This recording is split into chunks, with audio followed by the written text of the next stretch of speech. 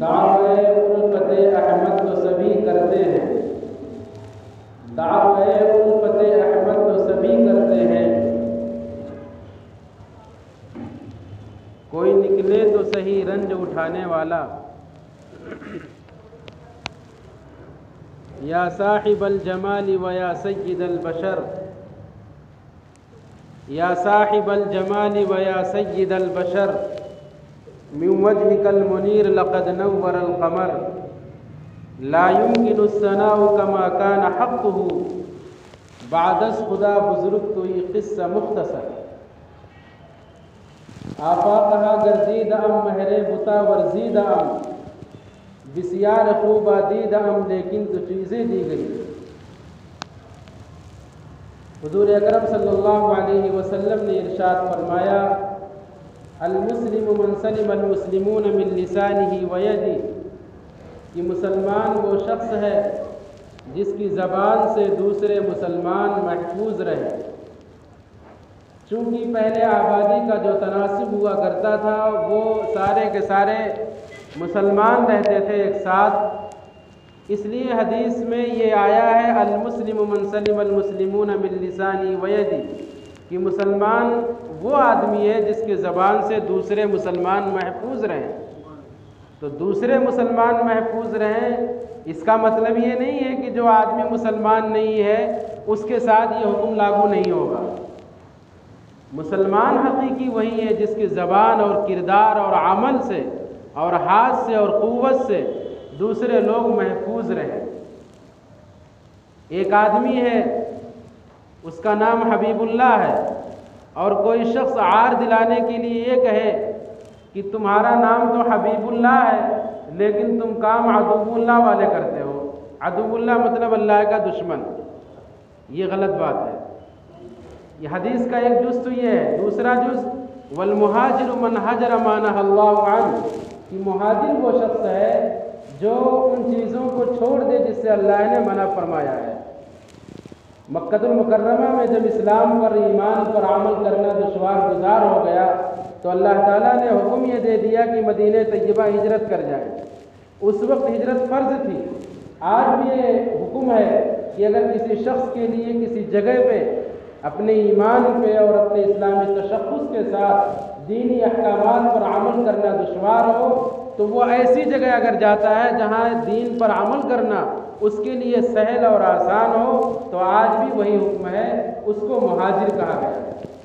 تو مسلمان وہ آدمی ہے جس کے زبان اور کردار سے دوسرے لوگ محفوظ رہیں، اور مہاجر وہ شخص ہے کہ جو ان چیزوں کو ترک کر دے جس سے اللہ نے منع کیا ہے۔ حضور نے فرمایا کہ قیامت کی نشانیوں میں سے ایک نشانی یہ بھی ہوگی کہ انسان کی عزت اس کے منہ پہ کی جائے گی۔ جب سامنے ملیں گے تو خوب گلے سے ملیں گے اور خوب محبتوں کا اظہار کریں گے، ایسا لگے گا جیسے اس سے بڑا کوئی حقیقی ہمدرد ہے ہی نہیں۔ لیکن آپ نے فرمایا، پیارے آقا نے فرمایا کہ قیامت کی علامتوں میں سے ایک علامت یہ بھی ہوگی کہ لوگ ایک دوسرے سے ملیں گے، بظاہر محبت کریں گے لیکن وہ محبت نہیں ہوگی، وہ اس کا خوف ہوگا۔ انسان کی عزت اس کے ڈر سے کی جائے گی، اور جیسے ہی نگاہوں سے اوجھل ہوگا اس کے لیے گالیاں نکلیں گی۔ یہ معاشرہ ہمارا بن چکا ہے اس طریقے کا۔ امام ابو داؤد علیہ الرحمہ نے 5 لاکھ احادیث میں سے، حدیث کہتے ہیں نبی کے قول کو، نبی کے عمل کو، نبی کے فعل کو، 5 لاکھ احادیث میں سے امام ابو داؤد علیہ الرحمہ نے 4800 حدیثوں کو سلیکٹ کیا، منتخب کیا، اور انہوں نے آگے یہ فرمایا کہ اگر کوئی شخص 5 لاکھ احادیث میں سے صرف 4 حدیث پر عمل کر لے تو دنیا بھی اس کی سنورے گی اور آخرت میں بھی اس کو نجات ملے گی۔ 5 لاکھ ذخیرہ احادیث میں سے صرف 4 حدیثوں پہ اگر کوئی آدمی عمل کر لے، وہ 4 حدیثیں آپ کے سامنے بیان کرنی ہے کہ اگر ہم ان 4 حدیثوں پر اخلاص کے ساتھ، مضبوطی کے ساتھ عمل کر لیں گے تو ہماری دنیا بھی مزین ہوگی اور ہماری آخرت بھی کامیاب ہوگی، آخرت میں بھی ہم سرخرو ہو جائیں گے۔ امام اعظم ابو حنیفہ علیہ الرحمہ نے 5 حدیثوں کے بارے میں کہا ہے کہ اگر کوئی شخص اپنی زندگی میں 5 حدیثوں کو اتار لے۔ سنتوں کا موقع اعلان کیا جا چکا ہے کہ سنتوں کا موقع بعد میں دیا جائے گا، اس لیے جو دین کی باتیں منبر رسول سے کہی جا رہی ہیں سبھی حضرات سنیں، کیا پتہ کون سی بات ہمارے دل کو لگ جائے اور پھر ہمارا یہ جو گنہگار دل ہے یہ سنور جائے اور اللہ کی یاد اس کے اندر بس جائے۔ اس لیے سنتیں بعد میں ادا کریں۔ تو امام صاحب نے فرمایا 5 حدیثوں پہ اگر کوئی آدمی عمل کرتا ہے تو اس کے لیے وہ کافی ہے۔ ان میں سے پہلی حدیث کیا ہے؟ پہلی حدیث جو میں نے پڑھی، المسلم من سلم المسلمون من لسانہ ویدہ۔ دوسری حدیث انما الاعمال بالنیات، کہ اعمال کا سارا دار و مدار نیتوں پہ ہے۔ آدمی کی جیسی نیت ہوگی اسی اعتبار سے نتائج مرتب ہوں گے۔ آدمی کی اچھی نیت ہوگی تو اچھا نتیجہ نکلے گا، آدمی کی نیتیں بد ہوں گی، بری ہوں گی تو اس کے برے ثمرات مرتب ہوں گے۔ آدمی اپنے اعمال کو ٹھیک کرے۔ ایک آدمی نماز پڑھ رہا ہے، لمبے لمبے رکوع اور سجدے کر رہا ہے، لیکن نیت یہ ہے کہ پیچھے والا یہ سمجھے کہ یہ بہت بڑا نیک صالح آدمی ہے، بڑا پکا نمازی آدمی ہے، اللہ کو ایسی نماز پسند نہیں ہے۔ کوئی آدمی تعاون کر رہا ہے اور اس کی یہ نیت ہے کہ لوگ یہ سمجھے کہ بڑا داتا ہے اور بڑا غنی اور مالدار ہے اور بہت لٹانے والا ہے، بڑا سخی مزاج ہے۔ اللہ اگر اس کے دل کے اندر یہ نیت ہے کہ لوگ مجھے یہ سمجھیں، بڑا مالدار سمجھیں، بڑا دلدار سمجھیں، اللہ کے نزدیک کھربوں روپے آپ لگا دیجئے، کوئی قدر و قیمت نہیں۔ اگر آدمی کے اندر اخلاص نہیں، آدمی کے اندر للہیت نہیں، اللہ کی رضا کے لیے کام نہیں کر رہا ہے، تو خانہ کعبہ کے اندر اگر وہ پیسہ لگاتا ہے اس کا وہ پیسہ ضائع چلا جائے گا اور بیکار چلا جائے گا۔ تو سب سے پہلے ضروری یہ ہے ہم اپنی نیتوں کو ٹھیک کریں، اپنی نیتوں کو ہم درست کریں۔ جو کام ہم کریں پہلے یہ دیکھ لیں کہ اس میں نبی کا کیا حکم ہے، اللہ نے کیا فرمایا ہے، نبی کا کیا طریقہ ہے۔ سب سے پہلے ہم یہ غور کریں ہماری نیتیں ٹھیک ہونی چاہیے۔ اگر ہماری نیتیں نہیں صحیح ہوں گی تو ہم کچھ بھی کر لیں وہ سب ضائع ہو جائے گا، سب بیکار ہو جائے گا۔ تو پہلی حدیث یہ ہے کہ انما الاعمال بالنیات، اعمال کا دار و مدار نیتوں کے اوپر ہے۔ نیتوں کی تصحیح اور اس کی تصویب ہونی چاہیے، ورنہ شیطان تو ہر لگا ہوا ہے۔ انسان کا نفس ہے تعریف سے خوش ہو جاتا ہے، انسان کا نفس موٹا ہو جاتا ہے، سامنے کوئی تعریف کر دیتا ہے تو آدمی کا دل نرم ہو جاتا ہے، انسان کا نفس جڑا ہوا ہے، اس سے بچنا چاہیے۔ حضرت ابو ہریرہ رضی اللہ تعالیٰ عنہ ایک بڑے جلیل القدر صحابی ہیں، بڑے غریب صحابی ہیں، کھانے کو صفہ میں رہتے تھے، کھانے کو کچھ مل گیا تو کھا لیا ورنہ چبوترے میں پڑے رہتے تھے۔ اللہ کے رسول کے پاس علم حاصل کرتے تھے، کچھ آ گیا کھا لیا، نہیں ملا تو فاقہ کر لیا، لیکن آپ کی صحبت کو ترک نہیں کیا، چھوڑا نہیں۔ ایک مرتبہ کیا ہوا کہ ان کو ایسا مرض لاحق ہو گیا کہ وہ بے ہوش ہو گئے۔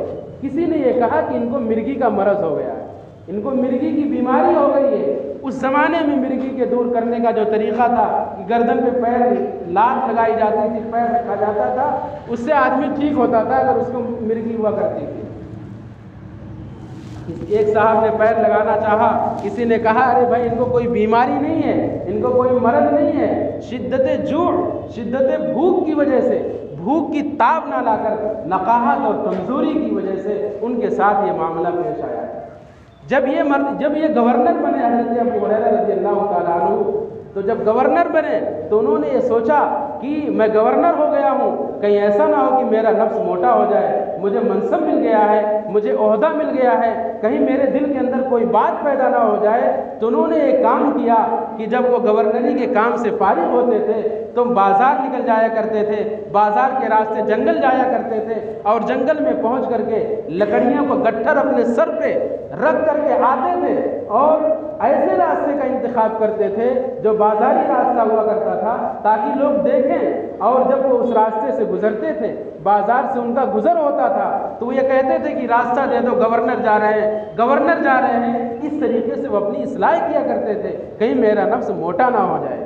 اسی طریقے سے حضرت طلحہ رضی اللہ تعالیٰ عنہ ایک مرتبہ اپنے باغ میں نماز پڑھ رہے تھے، نماز کی حالت میں ان کا جو باغ تھا بڑا وسیع و عریض تھا، بڑا گنجان تھا، بڑا گھنا تھا، کشادہ باغ تھا، اس میں نماز پڑھ رہے تھے۔ نماز پڑھتے ہوئے درخت پر ایک پرندے کی آواز آئی اور وہ پھڑپھڑانے لگا، یعنی اتنا گھنا درخت تھا کہ اس میں وہ پرندہ پھنس گیا۔ یہ نماز میں تھے، اللہ سے مناجات کر رہے تھے۔ حضرت طلحہ رضی اللہ تعالیٰ عنہ نے یہ کہا، ارے میں تو نماز پڑھ رہا تھا، اللہ سے باتیں کر رہا تھا، میری توجہ پرندے کی طرف چلی گئی اور ان کے دل میں یہ خیال آیا کہ اتنا کشادہ باغ ہے کہ پرندے بھی پھڑپھڑا رہے ہیں۔ فوراً متوجہ ہوئے کہ اس باغ کی وجہ سے میرا دل اللہ سے دوسری کی طرف گیا۔ فوراً حضرت عثمان بن عفان رضی اللہ تعالیٰ عنہ کی خدمت میں حاضر ہوتے ہیں اور عرض یہ کرتے ہیں کہ مجھے ایک پریشانی لاحق ہو گئی ہے۔ وہ پریشانی یہ ہے کہ عبادت کرتے ہوئے میرا دل اس دنیا کی طرف چلا گیا، اس وسیع و عریض باغ کی طرف چلا گیا، اس لیے اب میں چاہتا ہوں کہ یہ باغ آپ لے لیں۔ حضرت عثمان بن عفان رضی اللہ تعالیٰ عنہ نے وہ باغ بیت المال میں لے لیا۔ انہوں نے صرف اس وجہ سے کہ میرا دل باغ کی طرف چلا گیا نماز پڑھتے ہوئے، سارا باغ بیت المال کے لیے وقف کر دیا۔ حضرت عثمان بن عفان رضی اللہ تعالیٰ عنہ نے بعد میں اس باغ کو نیلام کر دیا۔ تو یہ تھی محاسبہ نفس، یہ تھا اپنے نفس کا حساب، کہیں ایسا نہ ہو کہ نفس موٹا ہو جائے۔ تو میں یہ کہہ رہا تھا کہ انسان کو غور کرنا چاہیے، انسان کو سوچنا چاہیے کہ جو وہ عمل کر رہا ہے، جو وہ کام کر رہا ہے، کہیں ایسا تو نہیں ہے کہ میرے دل کے اندر ریاکاری ہے، دکھلاوا ہے، نام و نمو ہے۔ اگر یہ پیدا ہو گیا تو انسان کچھ بھی کام کر لے، اللہ کے نزدیک اس کی کوئی قدر نہیں، اس کی کوئی قیمت نہیں، اس کی کوئی اہمیت اور کوئی حیثیت نہیں ہے۔ حضرت عمر فاروق رضی اللہ تعالیٰ عنہ جب امیر المومنین بنے تو ان کے پاس بیرون ممالک سے وفود آیا کرتے تھے، سفراء آتے تھے۔ حضرت عمر فاروق رضی اللہ تعالیٰ عنہ کے دل میں یہ بات آئی، عمر تو کتنا بڑا ہو گیا کہ تیرے پاس باہر ملکوں سے لوگ آتے ہیں، تجھ سے ملنے کے لیے آتے ہیں۔ فوراً وہی متوجہ ہو گئے، ارے یہ دل میں کیسے بات پیدا ہو گئی۔ حضرت عمر فاروق رضی اللہ تعالیٰ عنہ نے کیا کام کیا، مشکیزہ اٹھایا اور مشکیزے کے اندر پانی بھرا اور پانی بھر کر اپنے سر پہ رکھا اور ایک بڑھیا کے پاس چل دیے پانی پہنچانے کے لیے۔ راستے میں لوگ ملے اور یہ کہا، عمر فاروق امیر المومنین آپ یہ کیا کر رہے ہیں؟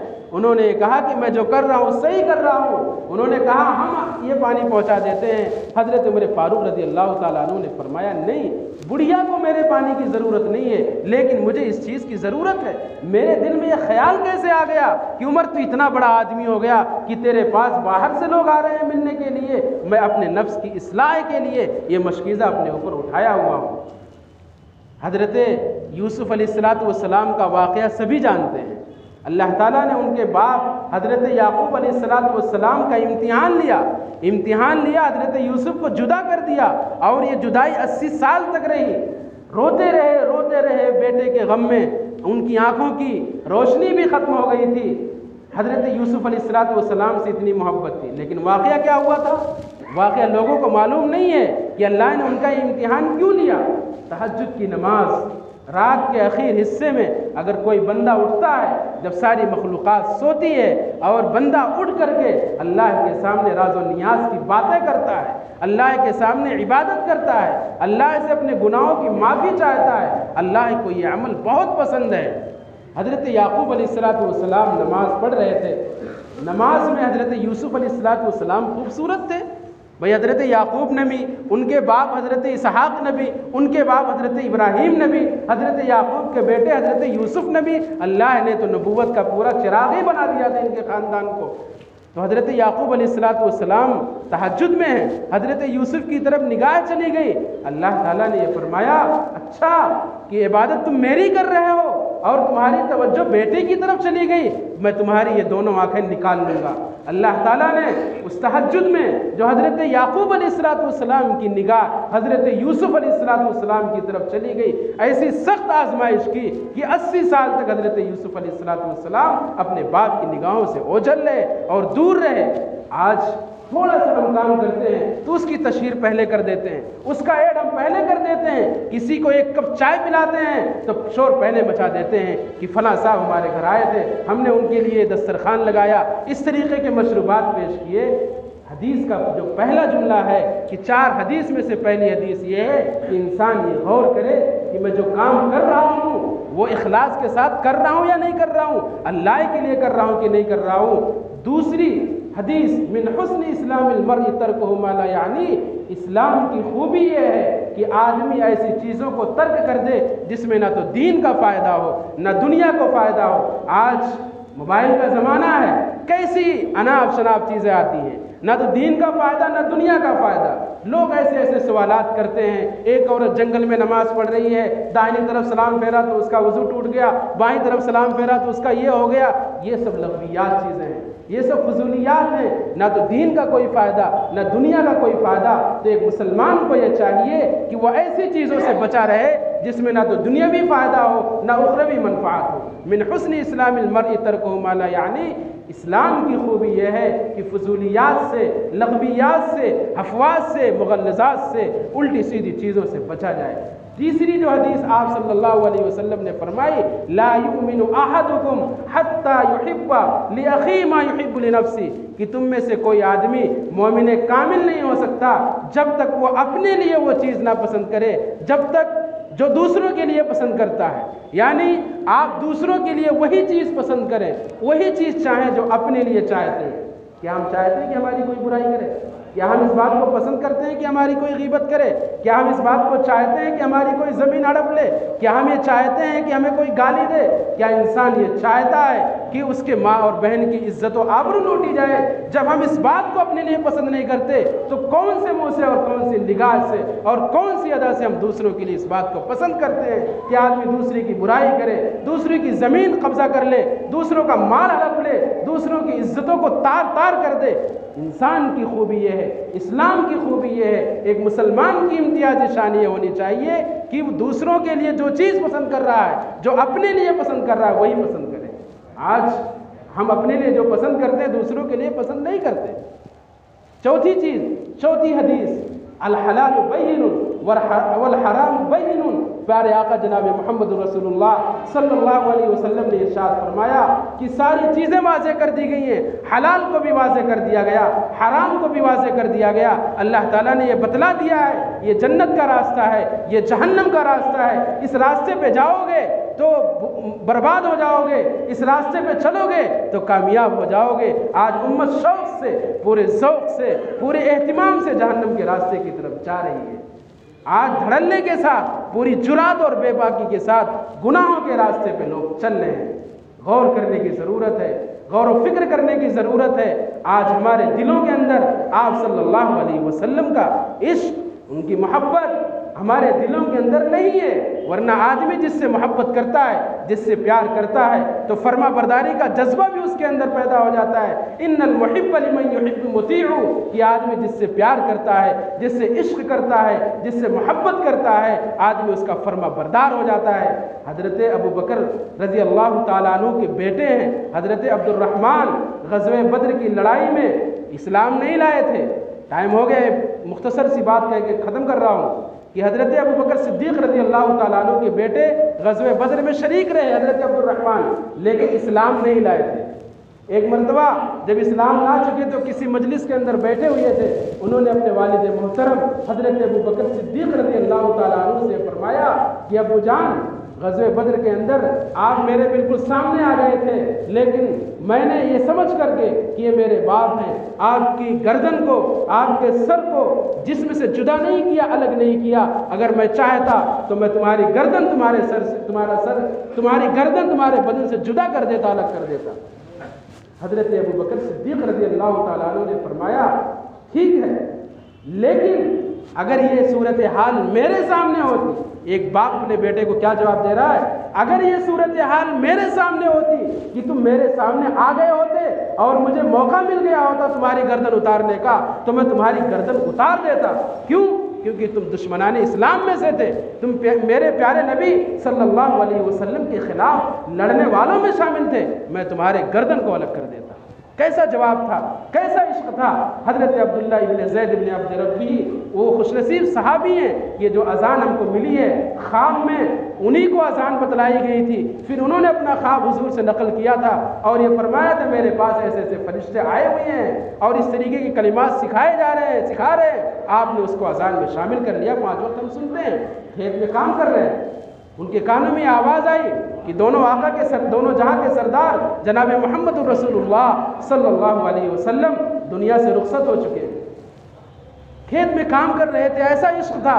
انہوں نے یہ کہا اے اللہ میں جس نبی سے پیار کرتا تھا، جس نبی سے عشق کرتا تھا، جس سے میں محبتیں کرتا تھا، جب وہ ہستی دنیا کے اندر نہیں ہے تو میں ان اپنی آنکھوں سے آپ کی زیارت کیا کرتا تھا، آپ کا دیدار کرتا تھا.